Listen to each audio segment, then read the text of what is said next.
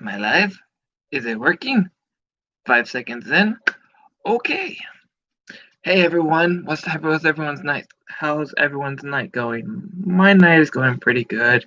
Kind of stressed, but regardless, a lot to discuss tonight. A lot's going on. But first, I want to close in and say, it was pretty cool to see Impact do a tribute graphic. They didn't do the 10 bell salute. People had issues with that. They didn't do a video. Of course, they didn't do a video. They have no footage.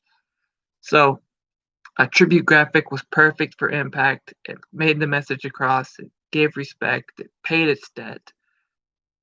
So much respect going forward. I mean, he has never stepped foot in an Impact Wrestling ring, and he got respect. That's pretty cool. All right. So what we got discussed tonight is the awards, matches to be announced or matches to have in the first Impact of 2021.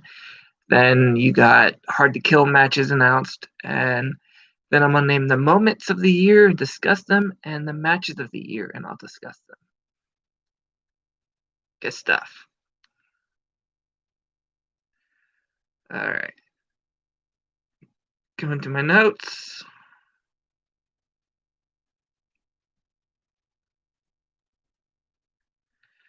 Okay, so what won the moment? Okay, moment of the year. These are matches, moments of the year. Wrestle House. Wrestle House was a moment of the year because it was a spectacular first time ever show, and it had polarizing characters. A lot went on. Tommy Dreamer did his match time presence. A lot of fun matches. A lot of good stories being told. Truth. If you do have time, make sure you check it back on search the Impact Plus app for Wrestle House, and I'm pretty sure you'll get a full list of all the episodes that played it.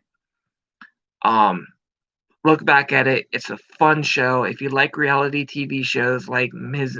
and Mrs. or Kardashians, Total Bellas, Total Divas, if you like that type of show, you'll love Wrestle House. And this one has actual matches in it. So it's fun, craziness, awesome. The Rock inducts Ken Shamrock into the Impact Wrestling Hall of Fame. The Rock, the electrifying one, the great one, the one who smells what people are who asks what people are cooking. The great one inducted Ken Shamrock at Bound for Glory. What a monumental moment. What a spectacular thing it was to see The Rock on an Impact screen. Totally mind blown, and everyone was just nuts about it. It was fantastic. It was great. The delivery was awesome. And not only did it get him, The Rock, it also got Mick Foley involved. The whole induction ceremony for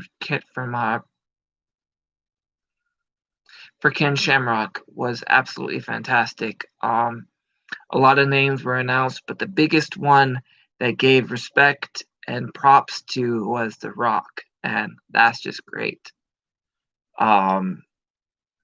Then we have, but the moment of the year, the winner of the moment of the year is Slammiversary 2020, where all the debuts happened, where you got Heath showing up, you got the Motor City Machine Guns returning, you got the Good Brothers, you got Eric Young putting himself in the main event, you got EC3 in the closing package, you got Brian Myers in the next coming episode. You got all these monumental debuts on one show that changed Impact Wrestling that entire year. Great stuff. Great. That pay-per-view in general, though, was fantastic. See, I even have the DVD. It has all the matches here. Ace Austin versus Eddie Edwards versus Trey versus Rich Swann versus Eric Young for the Impact World Championship in a 5-way elimination match.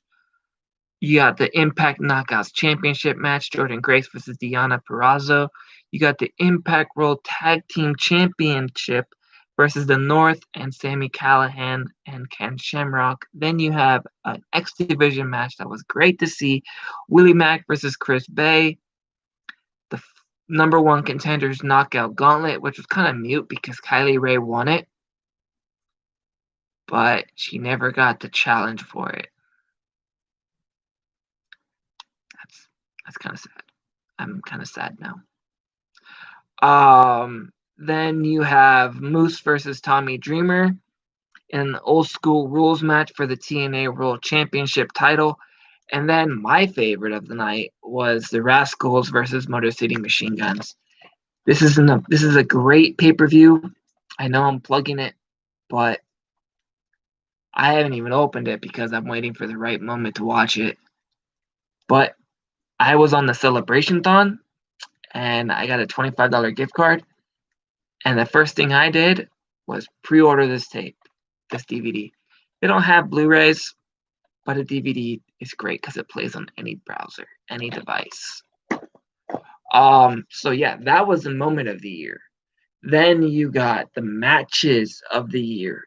There's one match that made it, but there's a few matches that were aired, and those are Ace Austin versus Willie Mack. This is the night I believe that Willie Mack won the championship against Ace Austin. When Willie Mack won that championship off Ace Austin. That was a great match too. It was spectacular. It was one of the best matches of Ace Austin and Willie Mack. Him doing the stunner and then Ace Austin doing a recoil backflip, land on his face. So Willie Mack can hit that 6-star frog splash and win the championship. That was great. It was a great match. I loved it. The Motor City Machine Guns win the tag titles from the North. This was fun. Okay, so I went on this about a little earlier in one of my later videos. Now, Alex Shelley has been absent from Impact. That is true. But Chris Sabin was a producer at the time, so he was scouting the North even though they weren't his opponents yet. So the way that Chris Sabin won the titles is great because he scouted it and he noticed there's one flaw in the Northern Assault is if you roll through before they slam you and roll through a pin cover, it shocks them. Josh Alexander was like, whoa, wait. And he was being held back by Alex Shelley and Sabin won the titles. Great moment. Look it up on Impact Plus. Fantastic. Final resolution, Manik versus Rohit Raju. It was the final Rohit Raju defeat Rohit challenge, which ironically it was at Final Resolution. So who was going to show up? Manik. Now before I can discuss Manik, let's discuss why he was able to win the championship. The clause was TJP can't challenge for the championship, but Manik can challenge because he's not on the contract clause. So Manik won the title after a great match, and shocked everybody because Rohit Raju was like, "No, my title." And so he's still on the bend trying to reveal TJP as Manik. But till then, they got a match at Hard to Kill, pay-per-view on January 16th. Manik defends his championship against Chris Bay and Rohit Raju. They're going to have to change that name. That's a very hard name to pronounce. Then you have the match of the year was, as you probably guessed, it was the 5-way elimination match at Slammiversary. Trey Miguel versus Rich Swann versus Eddie Edwards versus Eric Young versus Ace Austin. Now, even though Eddie Edwards won that match, it was a great match to see Rich Swann returning from injury, him hobbling out on crutches, and then him throwing the crutches away to make him the eligible mystery partner, because the mystery partner was Eric Young. But Eric Young was the mystery partner, but Rich Swann was an added bonus to the match. Um, Great match. There's a blood spot in there. It's on the DVD, as I said so. And that was a great match. 5 polarizing athletes in one match to decide who's the Impact World Championship. Now, the reason why this title was vacant was because Tessa Blanchard was holding it hostage. She wouldn't give the title back, and the report is that she was demanding $150,000 to give the title back to Impact. And they were just like, you know what, screw it. We'll just make another title and make it look better than the one you have, which they did. They made this gold-looking one with red finish, imprint, beautiful piece of work, beautiful art, pops at the screen, great. So Tessa can keep her relic. We'll keep the new. And that's how that match happened, because Tessa bailed. Great match, though. I might even stick this in the DVD, the PS4 tonight and watch it. Okay, so that's the matches announced.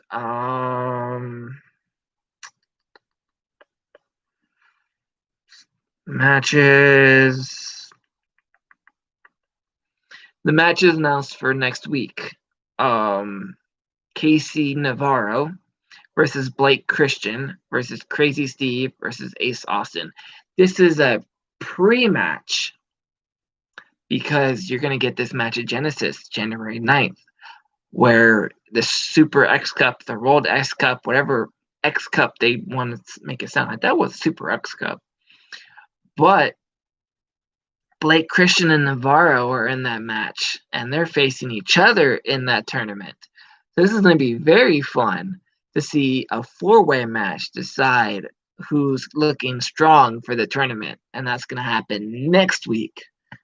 Eddie Edwards versus Callahan, which we already knew because that match was announced last week.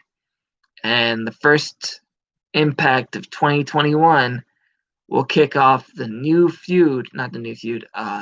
ever-longing rival of Sami Callihan versus Eddie Edwards for the 3rd time, or 3rd renewal time. I don't know. I'm getting kind of tired.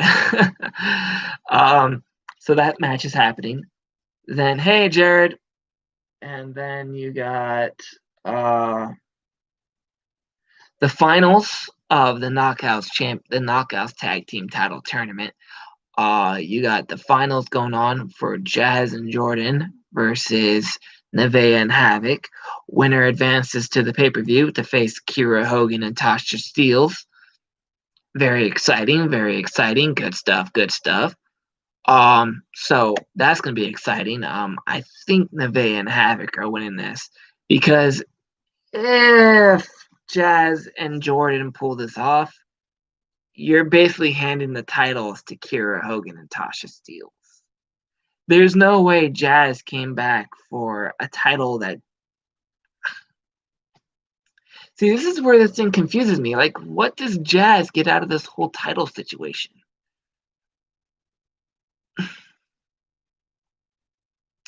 Oh, well, we're going to find out.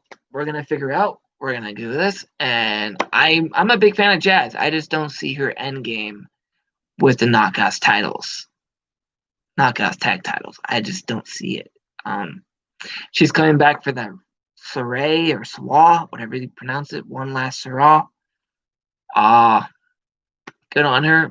And she's a phenomenal athlete. But I don't see Jazz and Jordan having a lengthy reign as the Knockout Tag Team title holders. Should Impact bring back Impact Grand Championship? No. That's a done deal. As soon as Jarrett left, that title should have been vacant. It should have been gone, done. It was a stupid championship with an even stupider stipulation and a stupider match set up by Corgan. And I still am on the fence about Corgan or what he was trying to do when he created that match. It was stupid. But yeah, so no, I hope they don't bring that back. I hope they bring something similar though, like the TV championship or a Twitch title or something to be defended annually on every episode. Yep, there you go. The Impact Television. Rhino will team with cousin Jake to face Eric Young and Joe Doring. I really hope they change his name to Joe. See, I can't even pronounce it. Joe Doring. It even popped up as Deer because it doesn't seem like you recognize the name. So Joe Doring versus Rhino and cousin Jake. Now, this has been going on for about a good, I want to say a good month. Eric Young is attacking people left and right. His first targets were the Deaners. Rhino came out to save him. He kept Cody to morph him into his own image or to bring out his purest form, which is anger and wrath and rage. It's going to be very interesting to see where this Cody Deaner character takes off. It's going to be a whole new deal for him. I'm excited for Cody Deaner. Then we have the 3-minute challenge that was issued last week. Matthew Palmer, I can't find his Twitter name. It used to be Palmer is Lost. But he's getting a 3-minute challenge against the TNA World Championship Moose. Now, that's very exciting. I want to see what Matthew Palmer can do. Can he hold his own with a guy like Moose? Or will he be squashed in under a minute? Very exciting to see. I expect Moose to just obliterate this guy like he did Willie Mack. And then Willie Mack will come out and save him, and then there'll be a heated rivalry of them knocking back and forth for their Genesis match. The I Quit match they have. So that's all to discuss. A lot of talent announced their New Year's resolutions, and Eddie Edwards says he doesn't really do that. He sets goals. Tasha Steelz and Kiera Hogan wants to carry more gold around their waist. Brian Myers said he doesn't do goals and resolutions because he's above that. Rich Swann wants to carry Impact into the future. Which ones did I miss? Moose is not the world champion. No, he is the TNA world champion now. So he says. Cousin Jake needs to save Cody Deaner. Yes. But I don't think Cody wants to be saved. I think he's liking this new role. He's enveloping himself in this new character. And maybe this character has been inside him the whole time.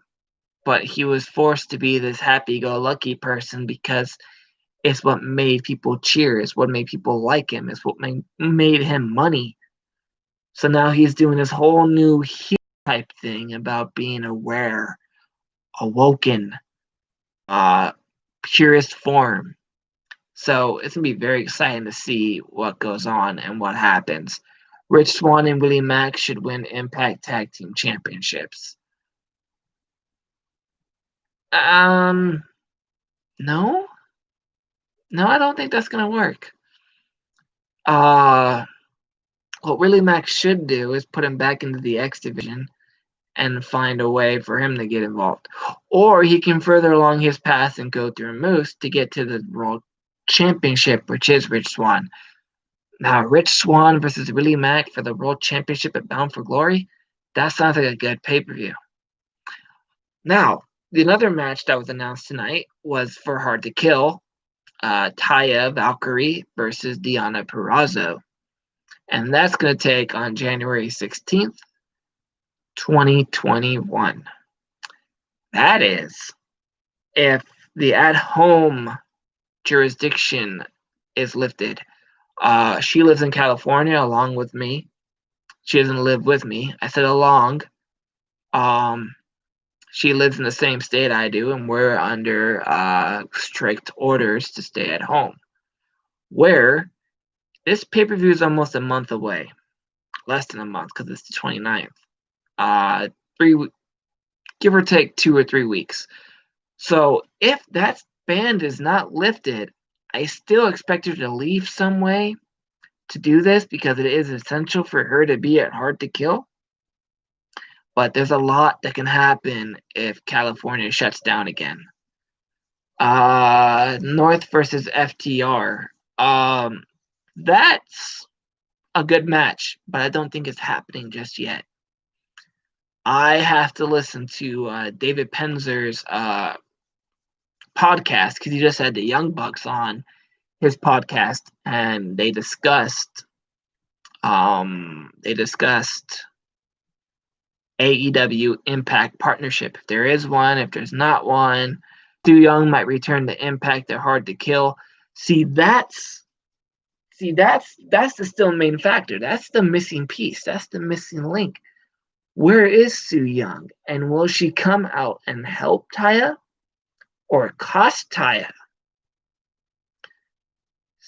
That's the missing link. That's the missing person. Diana has not forgotten about her. And Su Yung has definitely not forgotten about her. So that's a very interesting point. Yes. That is a very interesting point for Hard to Kill. Sorry, my foot just hit you guys.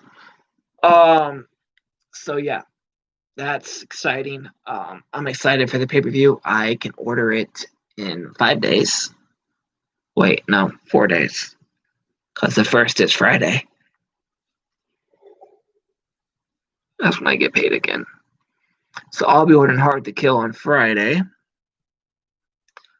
So yeah, fun stuff.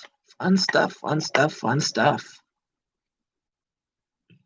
you got any questions or chat, just let me know. There's a third person in here. If he wants to say something, feel free to say anything you want. I'm answering replies and seeing how far this goes until it just becomes silent.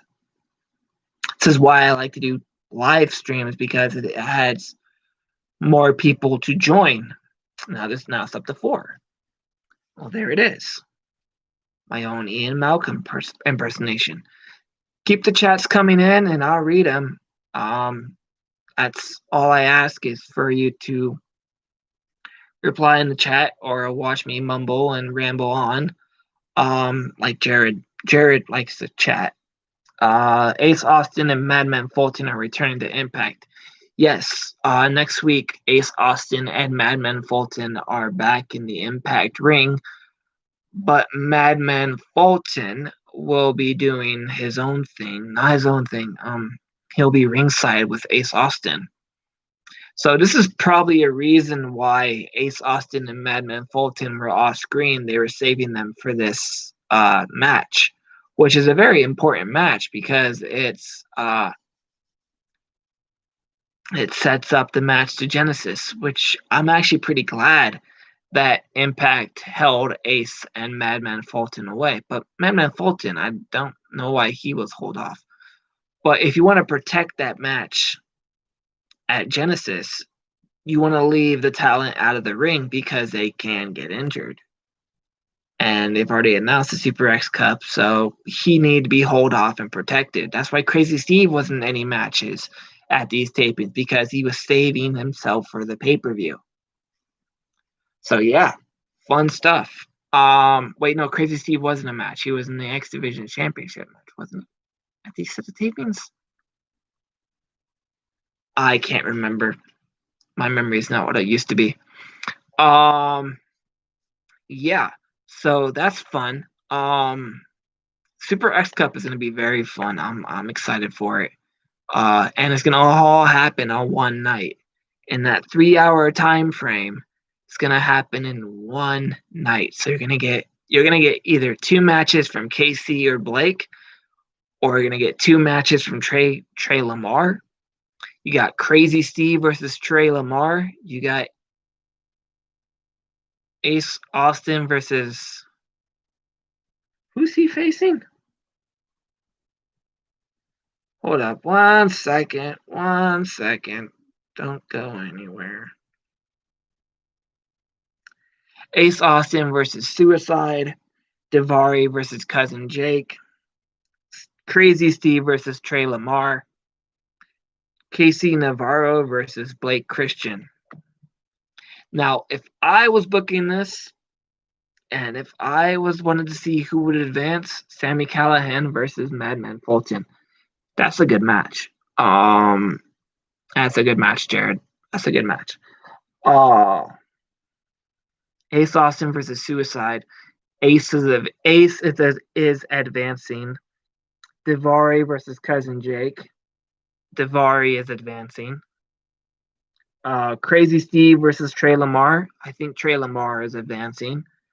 Now that one hit, that one last match is I can't predict it either way. That match has 2 of the strongest independent talents right now.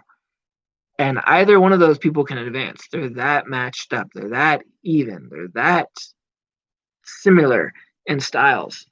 So KC Navarro could advance and it'd be Trey Lamar versus KC. Or it'd be Blake Christian versus Trey Lamar. So those 3 are the wild cards. Those are the 3 wild cards, and those bring out the most in Super X Cup. So it's going to be very exciting to see this match, which I am. My Impact Plus subscription is still active, I believe. I will have to look at it. Oh, fun news. Mahabali Shira returned to Impact recently on an Explosion match. I think they were holding him off because he couldn't get to the States, or a few last of his matches have been very, very sloppy. Like he almost injured Eddie Edwards on his stiff wrestling techniques at one of the special shows. So I'm hoping that they're pushing him forward because he's still on a multi-year contract. So Explosion makes the most sense for him to get more into his craft, into his work. But you can catch that match on Impact Plus. Exciting stuff for 2021. Very looking forward to it. And to close this show out, Kenny Omega is appearing on Impact Wrestling once again. So whoever that dumbass was saying it was a one-off, we had Kenny Omega on the first night it was announced. We had Kenny Omega appear on Final Resolution. We had Kenny Omega appear on Impact the next week. And now we have Kenny Omega appearing at Hard to Kill. And the first Impact of 2021, he'll be appearing. So that one-off appearance, gotta check your research, bud. It's not a one-off appearance. It's going to lead to something great. And it may not just be Hard to Kill. We may get this further into Bound for Glory or Slammiversary. Depends how fast this partnership grows and what's going to come of it. There's got to be some sort of thing going on because they also paid respect to Brody Lee tonight. And Brody Lee has not stepped foot in an Impact ring, and to my knowledge has not been in the presence of an Impact owned Twitch show or special or any of the promotions that Impact produces or partners with. To my knowledge, I could be wrong. But it was really cool to see them give tribute to Brody Lee in their graphic. Is RVD going to come back to Impact Wrestling? Not anytime soon, I don't think. I think he's taking a break. reaching the 30-minute mark. Is that all you got for me, Jared? Anything else? Oh, by the way, if you guys noticed that this is the shirt I always wear when I stream now, it's because it's my only Impact shirt that fits me right. I need to buy more Impact merch.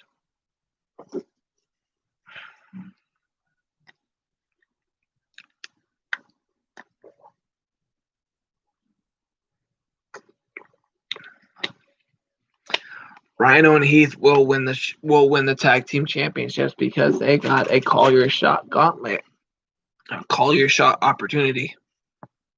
So I don't know when Heath is going to be healed up, but I expect sometime soon at Slammiversary they're gonna do that because they got a year to call their shot, I believe. Is that a clause in the stipulation? No, I don't think it is. So yeah, gonna go on Twitter for a minute.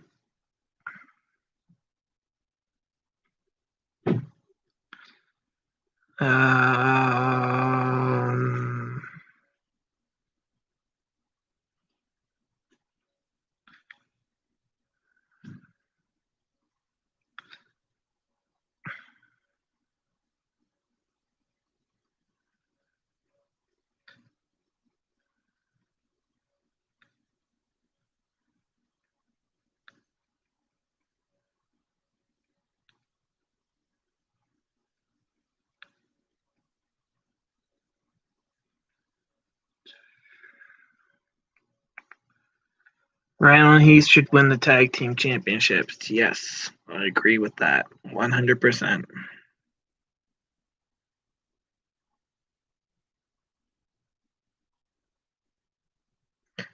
Why does my intro video do more than my actual video? That doesn't make sense to me.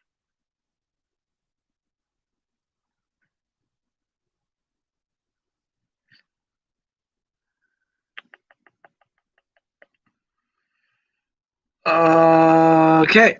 All right, guys. That's it for the night. Past the 32 mark. Jared has nothing else for me. Thank you for watching. I will see you guys next week. Now, again, well, I gotta say this one last thing. I am not doing the rundown videos on here anymore. I am working with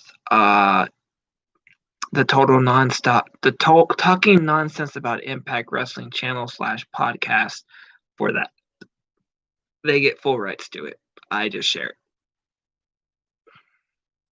it. Which is fine by me as long as, because they produce it, they gimmick it up, which is great to see. But again, I give them the video. They decide to do what with it. I'm just a producer for it. Is that a producing? I don't know the term anymore. But yeah, so that's fun. Next Tuesday I will be doing another What the Hell segment. Following, I will be doing Rundown the Card on Genesis, and I will be doing Run the Card on Hard to Kill. I still get the pay-per-views.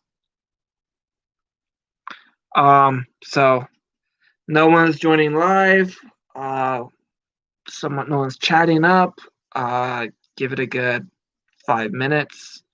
Now, again, if you have time, watch this on Impact Plus. It's a great pay-per-view. It definitely builds up the middle of 2020 into the future of 2021. If not, you can buy the DVD on Shop Impact for $20. Not bad. Not bad at all. Or the 25. I'll have to look. But not a bad price for a DVD. And you can get it saved or watch it whenever you want. And you don't need a subscription to the Impact Plus to watch it. Fun pay-per-view, great matches all around. Fun stuff. All right, guys. I will talk to you next week. Like, follow, subscribe, tweet, share, retweet, comment. You get a heart, you get a like, and you get a reply back. Thank you for watching.